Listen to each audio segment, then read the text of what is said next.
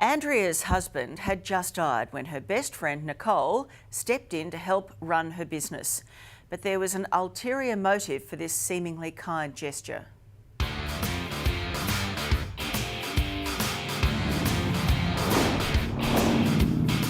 Her name is Andrea Davis Curry, and she's a woman you don't want to mess with.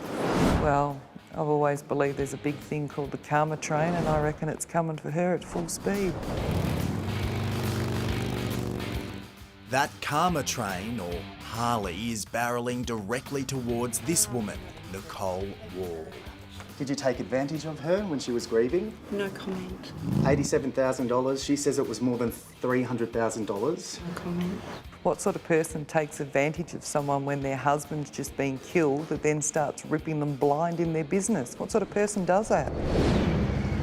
Nicole Wall is public enemy #1 at this Harley-Davidson dealership in Geelong, with good reason. And when you hear exactly what this woman did while working here as an employee, you'll understand why these guys are so revved up. I despise the woman. I would describe her as a wolf in sheep's clothing. Andrea and Nicole weren't just colleagues, they were also best mates. Nicole was the bookkeeper at the Harley dealership. Andrea and her late husband Greg were the directors of the business. When Greg died suddenly in a diving accident in 2008, Andrea was devastated. When Greg passed away, my world was shattered.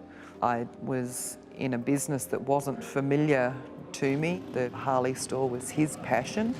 I was extremely thin. I had to go to a grief counsellor for several months. The world as I knew it was just over.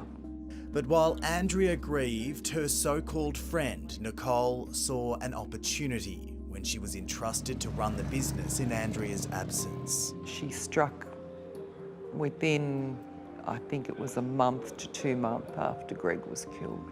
Over the next 4 years, Nicole abused her role, discreetly stealing money from the business to fund an increasingly lavish lifestyle. In the time that this was going on, she had a trip with her husband to Egypt. Then about a year later, there was another trip that she had to Africa. She got a swim spa built in at her house. And looking back on it, I was funding it all. Andrea says Nicole was sneaky. She also recorded that she was paying Greg's credit card off when the money was actually going into her credit card account. She paid herself $93,000 for working 3 days a week on an average of 4 hours a day. That's pretty appalling. No, it's not. In what world is that not appalling? You're doing your job. And I respect that. Andrea was trying to do her job, but you cooked the books. No comment.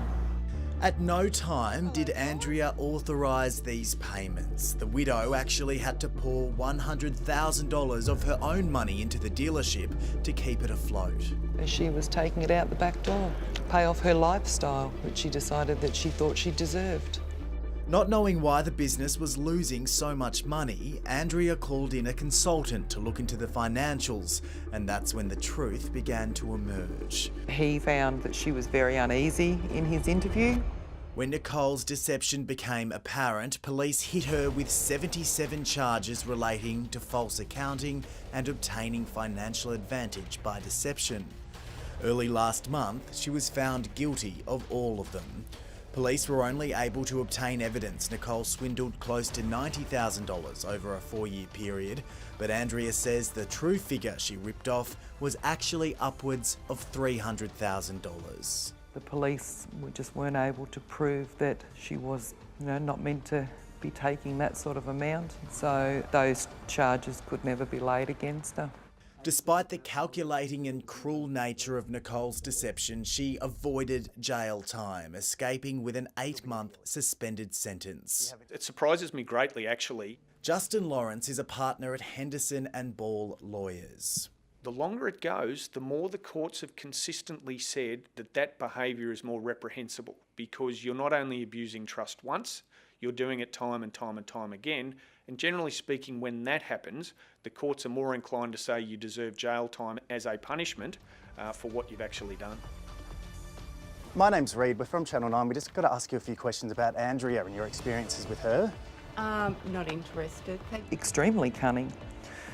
She has to be cunning to do what she did. You've been convicted and you've got nothing to say. And we will be appealing. You'll be appealing.